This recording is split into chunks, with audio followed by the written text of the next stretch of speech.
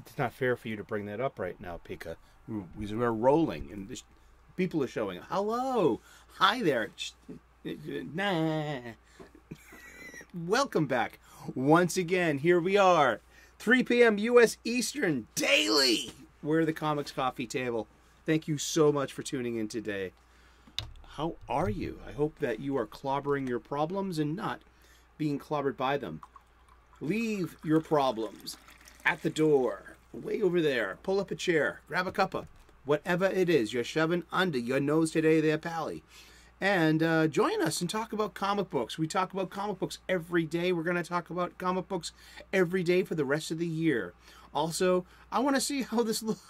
When I wear red, I guess there's like the camera flares. It turns to orange. I mean, I'm even looking at the light behind me. It's like it's my Robotech light, and it's a bit more angrier. Look at it. I'm just kidding. Thank you so very much for tuning in. Pre-recorded live before a studio audience of stuffed animals. I'm most especially a stuffed animal. I am a Muppet. I've been a Muppet since I was a child. My poor mother, her baby boy was swapped with a Jim Henson creature one morning at the nursery. I hate Elmo, though. Don't get me wrong. You know, Sesame Street has its two sides of the street. There are two sides to Sesame Street. You didn't know about that, did you? There was a culture war on Sesame Street. Oh, man. That's awful. Where do I come up with this? That would actually make a really good character arc. If you want to politicize everything, well, then let's like really start with Sesame Street. Let's like people living on the right side of the street, people living on the left side of the street, people having to force moving, people having to compromise their relationships, all because you have to move to one side of the street. Finally, Bert and Ernie have to live separately. You know, they look each other from across the street from their new apartments and close the drapes. And I'm not even bringing up any coatings or anything. It's just this is just Sesame Street. I mean, maybe Snuffleupagus has to, you know, leave Big Bird. Did Snuffy already leave Big Bird? And Snuffy's a different character. That's one thing we should never ever do again, Pika. I mean, discuss the merits of the continuity and canon of Sesame Street. And the character development of Elmo. You know I can't stand Elmo. I'm a Mr. Hooper kind of guy. You know what I mean? That was my generation. I always thought Elmo was terrible. Always playing practical jokes on each other, expecting forgiveness, and finding himself so full of self-importance that he uses himself in the third person. What does he think he is? Like, you know, a basketball or a baseball player? You know, Ricky Henderson, like, leads the, you know, he's the Hall of Famer for stolen bases. He can do that. What have you done, Elmo? What have you done, Elmo? This is the show where we love comic books. We love talking about comic books every day, 3 p.m. U.S. Eastern. Hey, click on those notifications and subscribe if you're new to the channel. Please help the channel grow. We're on our march to our first 1,000 subscribers. We're very close, and you could be number 1,000. What will that get you? A special Marvel No prize, my admiration, and you can contribute to this ongoing comic book shop style conversations. As I like to say, these two books are helping me along. I'm reboarding, rebagging, reboxing my entire comic book collection, or AKA the funny book accumulation. Sometimes there's a rhyme and reason. Sometimes it's just a bunch of funny books that I've picked up over the years. I need to rebox, rebag, and reboard. Basically put boards in everything, which I've neglected mostly all my life, and I'm starting to see the regret in it now that I get my head around grading these comic books. That's Billy Tucci signed this. He's the cover artist of this, and I was so happy to meet him at the con we're going to talk about. Today we're talking about Sully's Saturday at the Boston Wicked Comic Con. And what did he get? And we're going to look at all of my haul. I got a stack of funny books. I got no room for this shit. You know, I'm always talking about getting rid of them, but why do I keep getting them? Interesting. See, there's a real, it's not hypocrisy. It's a cosmic balance, you know. And also, so yeah, I got the Overstreet Comic Book Price Guide, the Overstreet Guide to Grading Comics. There are links in the description to their Amazon pages if you would like your own copies at home. Play along at home. I want to get a ballpark estimate of what my comic books are worth and what their condition is while I'm migrating them to new boxes. And if they deserve new bags, they get a new bag. If they need a board, they probably do, because it's an Eric O'Sullivan comic book. They get new acid-free boards, and when it calls for it, bags and snugs. And I'm looking to get some MyLights too for the really good stuff too. I get my supplies. If you're new to the station, I do this every show. I tell you that get your ass to your local comic book shop, not just for your new releases, your trade paperbacks, hopefully your games, your role play supplies, your comic book supplies. See, I could be getting this from my online supply chain at a discount and getting free shipping, and finding those MyLights too, which are 3 times the price of the polypiperine. Look, he's gonna try to say the word again. Polypropylene. Look, it's thinking. But yeah, since I'm giving, those boxes have done their job. They're stained, they're weathered, they're sun damaged, they're old, they're showing their age. They need to be replaced. So I'm making the effort. While I'm doing this, I'm educating myself upon grading, which is really awesome. I buy a lot of old comic books, specifically nostalgic ones from my childhood that I would have bought with my pocket change off the spinner rack, and eventually the local comic book shop. And I got the Overstreet Price Guide. These are really good books for any comics fan. That's a solid suggestion from Sully. And so I'm getting my supplies at the local comic book shop at its retail markup, and I agree to that. I'm not being naive. I'm literally redistributing my personal wealth for the success of my culture. Yeah, ain't that great? Ain't that romantic? Don't you want to do that too? I hope so. And I hope to see you in the chat. I love coming. If I'm able to make the 3 p.m. U.S. Eastern premiere of the chat. Sometimes I'm in the subway tunnels. Sometimes I could be working late. I'm a professional chef. It happens. And but for the most part, I try to make it to the premiere, and I'm blessed with a great group of gabbing comic book fans, and we just share the love daily. You are invited. There's always room for one more. Come aboard. So yeah. Boston Wicked Comic Convention, April 22nd, 23rd, 2023, at the Heinz Convention Center from 10 a.m. until 6 p.m. Wonderful, wonderful con. I went last year. It was the first con. I got the idea to go to this con from my local comic book shop that knew the event organizers, and my LCS has always been part of Boston Comic Con in the past. Boston Comic Con sold their rights apparently to the chain known as Fan Expo for the local big, pop culture comic, convention thing.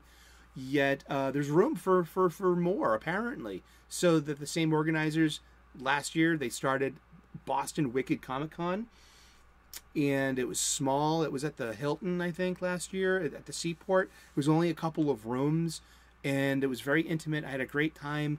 I actually took my first best friend, Brian. It was his birthday. I was like, come on, I'm taking you to a Comic-Con. And we got a gush at Larry Hama. We were the biggest G.I. Joe G1 fans. And we were like, Larry Hama.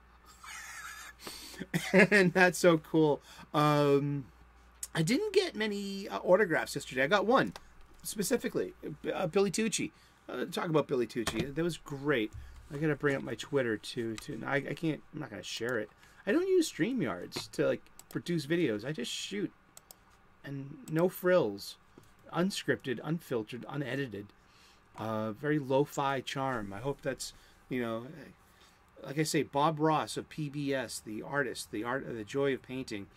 I mean, that was a pretty lo-fi show, and he is my guru. That's how I want to make content. And I got I had lunch with Thomas Gilkey yesterday. We had another mini meetup that was great. It's his birthday on Monday, so happy birthday, Thomas. Today's your birthday, Thomas. Happy birthday, buddy. He's 34 today, and keep it going. You know what I mean? And he's a good part of these communities. Big time contributor to the G&G sphere, the Geeks and Gamers. He wears the gear. He's in the live. He is the live chat. He is and a big part of the Northeast Rebellion Detachment. This local group of fans that we've all met through the live chats of these YouTube shows, and that's you too, Memes of Destruction, who's like, he's part of this and he's local to this. So it's good to have made in real life friends. So I had a wonderfully wet lunch at the bar across the street from the convention center at Bukowski's Tavern, which is a legendary old place, and they got chili dogs and a turntable full of old music, and it's a really hip and cool place. And Thomas had a great time, and that was really fun, and I really enjoyed that. He didn't go to con, so I was flying solo in there, but it was just like, oh wow, this is great. I wish I could have some kind. Maybe I should have made a T-shirt to like, hey MILF, I'm single. I could. Maybe I'll do that for Fan Expo, but hey, you gotta work with what you got, right? Huh? So Fan Expo Boston. I'm going to talk about Saturday because, as we always say on this show, pre-recorded live before a studio audience of stuffed animals. So I'm just going to talk about Saturday and my haul on Saturday and my experience. I stayed there. I got there about 12:30, and I met Thomas at 2, and I got back to the con about almost 4, and stayed till 5:30. So I spent a good chunk of the day. I made the rounds. It's a huge convention hall. You know what I mean? Artist Alley the artists are all around the perimeter. I could not help but notice that Mark Brooks was diametrically opposed, and the opposite, as far away as humanly and humanely possible away from Billy Tucci as possible. I don't know if that was by design or by irony, cosmic irony. Some of these questions we'll never find the answers to. We are not meant to know these answers. We don't possess the senses as humans to possibly contain the information in these answers. But we question all the same. Indeed, I'm a Spock. Trust me. I started off the day. I got a BLT at a diner. I had an easy commute because I planned it pretty well, and it was pretty painless. I did not have any anxiety attacks. I didn't have any panic, which is great because cons. Seriously, I'm a big-hearted individual, and if you suffer from panic and anxiety, like I do, and I have to take pills for it to manage it.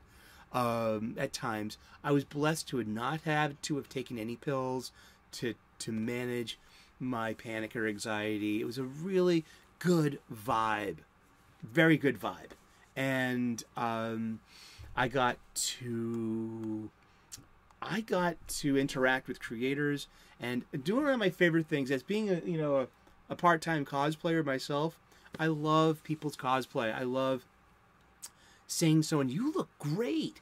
And even if I don't know who your character is, I'll ask you, like, I'm sorry, I don't know who you are. Who are you? And, I'm, this one. Like, oh, wow.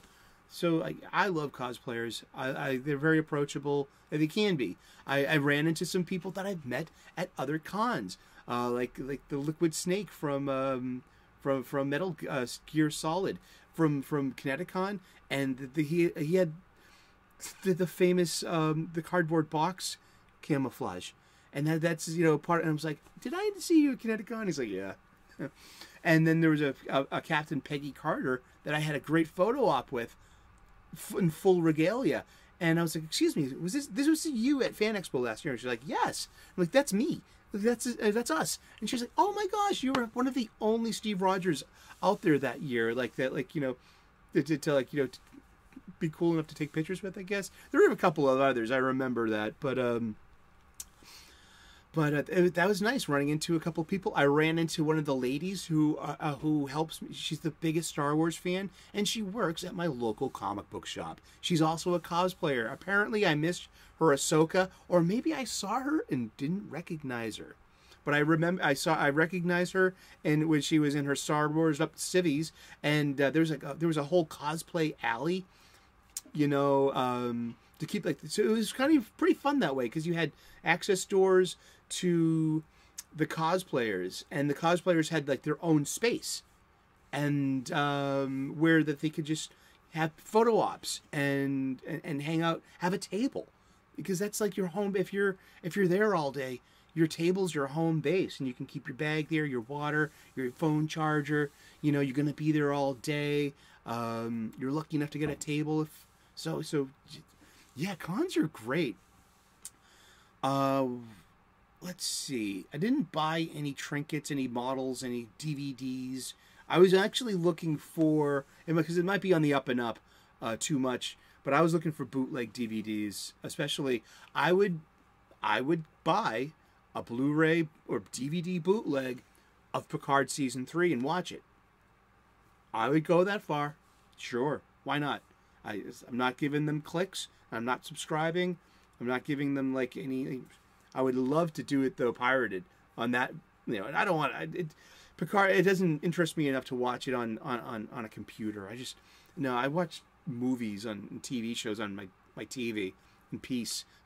I work. I produce on a computer. You know what I mean? Yeah. I'm old. Cheers. So Boston Wicked Comic Con is a pure comic book convention. It's not about celebrity signings or anime or Warhammer. There are elements of those to it, sure, but it's about comic books, comic book creators, independent comics, getting a table and trying to get you to buy their books. It's like I heard it yesterday. Sook.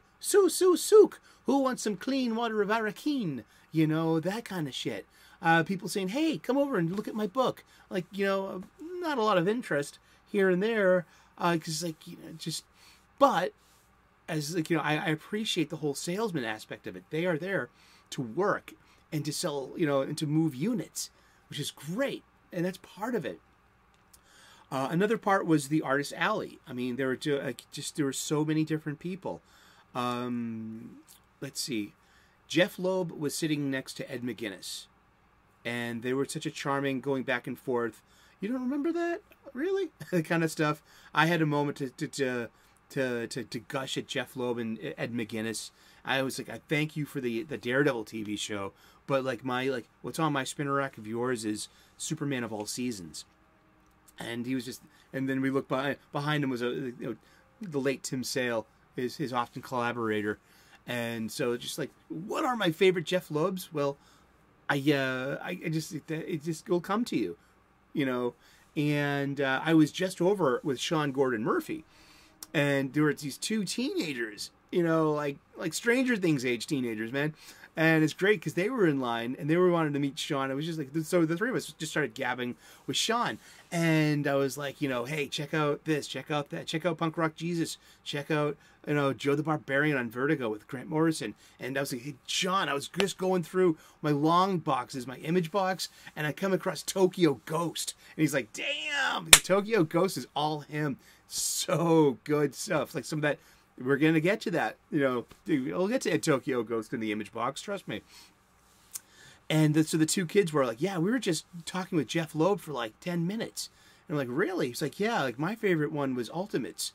And the Ultimate, Jeff Loeb blew up the Ultimate Universe in a way. You know, he killed Peter Parker. That was all Jeff Loeb and Magneto snapping, all that, and the flooding of Manhattan. And I was like, really? And so I went up to him, was like, hey, and two teenagers were gushing about you over at Murphy's Table, saying the Ultimatum was their favorite. And I'm like, dude, that is your most controversial piece. And he's like, yes. It was so positive, so great energies. I went up to, and Stephanie Phillips was sitting next to Brian Azzarello, and I said, hello, Miss Phillips. I was very, I just waved her. I don't read any of her stuff. I almost got her confused with Leah Williams. So, like, and there's another Stephanie out there, Stephanie Williams as well? Or is there which, there's like a huge core of young female writers, and for both DC and Marvel. And I often get them confused. There's like, but yeah, I didn't say, hey, I did not say, hey, I loved your Action Comics last month, and have her say, no, that was Leah Williams. That did not happen. I looked it up on my phone. I was like, Action 1052, like, who did the Power Girl back? Oh, that's not you. Okay. But Brian Azzarello was sitting right next to her, and I got to gush at Brian for a couple of minutes. I was going to say, hey, for anything I can, thank you for all of your stuff. It was Hellblazer. And he was like, really? That? I'm like, yeah, I know it was 20 years ago, but like I started gushing about this and that. Like, I think you were the first American writer to handle Constantine. And he kind of like, he didn't say yay or nay, but he thought about that for a minute. Like maybe you're right. Maybe I am right. I think I am. And then just like the whole, but I was like, who better to put John Constantine's voyage through America than your hands? And that was I loved the twists. I loved everything about it. And he was really gracious, nice guy. And I come back to him. I was like, oh, by the way, in my live chat yesterday, on my live chat earlier today on Saturday, someone asks, what was the best New 52? I forget who it was, but thank you. And I said, in my humble opinion, it was Wonder Woman. It was the Azzarello Chiang. That was the strongest single, part of the New 52, in my humble opinion. Everything else, there are a lot of great parts to New 52, a lot of Drek.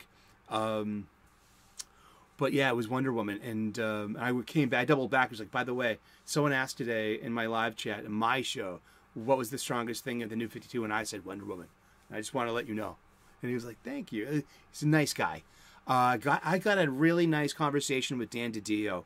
He was just on Mark Millar's interview, and he's just like constantly, talking about comic books. And so he's got it down. He's a pitch man. He's got a great cadence, great delivery, engaging, interesting, knowledgeable. And he was showing the art in Ronin 2. Frank Miller Presents and Dan DiDio are doing their own imprint. And they're doing a sequel to Frank Miller's Ronin from DC Comics in the early 80s. And see, he was like, every page is a splash page. And it was in this dynamic manga style, too. And it had my interest. I might go pick it up.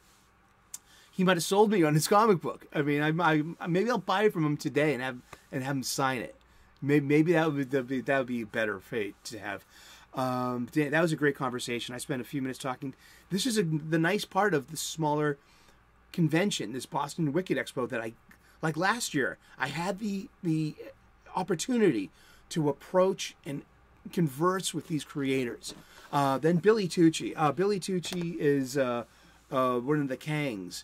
And he's definitely adjacent to the bad persons of the comic trade, the Indiegogoers. I don't want to even say the bloody term. I don't believe in it, but I do love their shows, and I buy their stuff. I want to buy all comic books. I don't want to be told by one side not to play with the other people. That's not fun. And so I was like, teen sensation. And he was like, holy shit, you're like the third person to say that. It's like kind of like a speakeasy. It was like a secret word. I was like, I showed my Rainbow the Brute. It's like, here's my union card credentials. And he's like, yes. And two other kids too. I came back and talked to him a little later. And two kids, so one pointed at his all caps sticker on his like I think it was on his tablet, and he was very discreet, and he was like, we winked at each other, literally. It was like speakeasy. It was cool, and we were cool about it. And there was no brawl between CG and the good guys and the white hats. I mean, like I said, Mark Brooks was literally on. I kind of like mapped it in footsteps. I was like, am I right about this? Is Mark Brooks as humanly possible away from Billy Tucci? I don't think they have beef at all. It's just the tribes. Indeed. All right. So what did I get? Firstly, let's get. I rated the long boxes full of dollar comic books. Love that. That's like my favorite thing. Most of them, they don't have bags. They don't have boards. Some of them do. Most of them don't. But I spent $12 on this comic. I was looking forward to getting this. Reunited with an old friend. Great condition. Marvel Star Wars number 61. This is from Walt Simonson artwork. I've always loved this comic book. Luke flying a stolen TIE fighter. And this this goes into another issue 62 is another favorite cover that's already on the spinner rack. It's Luke Skywalker, Pariah. Really provocative cover. One of my favorites. So I got this for $12. I've also found it probably an hour later in a 3 for $10 bin. That I could have got it for, say, $3. I could have got this for $3.33 if I had only, you know, because quality wasn't the matter or the price. So it was just about getting it, and I wanted it, and I spent money with a vendor, which, you know, is helping with their business. All right, I'm a huge Flash fan. We know this. Flash fact. I got these two in the dollar bin. Issues 14 and 15 of Flash. What are the differences between these 1988 comic books? In 1987, Volume 2 of The Flash started at DC Comics, written by this creative team for the most part, but it was Mike Baron, and for the first 14 issues, it was written, by Mike Baron. At issue 15 comes Bill Messner-Loebs and Georges Larac. And these two would go on to have a really good years-long run that would eventually be picked up by Mark Waid. And I love the Messner-Loebs Flash. This is where it starts getting a little bit more melodramatic and a little soapy. But I've read all of these, all the Wallies, a few times, and these are two. This is for me. This is a really great representation of my Flash comic books. I've got a Baron, I've got a Messner-Loebs, I've got plenty of Waid, I have plenty of Jeff Johns, and ending that series. So this like really pulls together my Flash collection. I was looking for these in the dollar bin because I could. I knew they would be there, and I got 4 out of the 6 of them. Deathmate. The huge crossover between Valiant Comics and Image Comics. I'm on the hunt for Red and Black to complete this series. These were all $1 a piece. Remember that. This was a $4.95 comic book 30 years ago. Damn. That's yeah, huh? But yeah, I got all 4 of them. I didn't get them for the story. I mean, this is just, but the art's pretty good. It's really good superhero stuff. Visually and just like and cheesy story wise. This is the mediocre of comic book stuff. It's not bad. It's just superhero comic books. But these were meant and built to be like this is the on rise of the speculator market. These were supposed to have aged so spectacularly well. The irony that I'm buying all these for $1 and they're so easy to get in the dollar bins is that's the story. I got issue 4, G.I. Joe, in the dollar bin. This was great. This is probably one of the first I bought off the spinner rack as a kid. Look at that ad. The Empire Strikes Back for the Atari 2600. I should have had Billy sign it, but I had him sign. I got Billy to sign. I've been saying this on the show all this time. I'm going to ask Billy to sign this book at con. And I did. I did what I meant. I did what I said. I had a goal. I set out, and I accomplished that goal. It might be a small goal, but I did it. I visualized it, and it came true. You can do that too with anything. Yeah, so I got Grifter She. This is yeah, that's cool. That's Billy Tucci art. He's a great artist. I never picked up on She when I was, but I did support his Indiegogo, Zombie Sama. This is from my main man Dale Keown. I got issue number 4 of the Pit. Dale Keown, Dale motherfucking Keown. Story and art by Dale Keown. This is Pit. This is what he did for Image after his Hulk. Man. This is I got this for the spinner rack because it's Kirby. And this is a reprint of a 1968 Kirby from Captain America number 101. It says so on the first page. But this is a comic book of my childhood. Like I was saying, if you had 30 cents in your pocket, if you had 35 cents in your pocket, 40 cents, 50 cents, then it went up to 60 cents, 65, then DC went right to 75. And but this is really good. And look, the Spalding ad, and this has the Twinkie ad. Yeah, the famous Twinkie ad. This was published in 1977. This, I probably would have had something like this. This is Marvel Super Action number 2 from the dollar bin. Again from the dollar bin for 75 cents in the 60-cent era. Number 1 in a 2-issue limited series. I had this. Also, Peter Weller is going to be at Fan Expo Boston. I could have him sign this. Totally. And to finish it off, we've got, I'm a sucker for a 0 issue. This is Stormwatch issue 0. Yeah, great art by Brett Booth. And this is 30 years old. And these are probably some of the first 0 issues as a concept. Oh, I should have asked Dan DiDio that. Maybe I'll ask him a little later on today. I mean, yesterday, rather. Pre-recorded live before a studio audience of stuffed animals. And to finish it off, I even hit Mark Miller up on Twitter with pictures of these. Like, hey, I came across an old friend.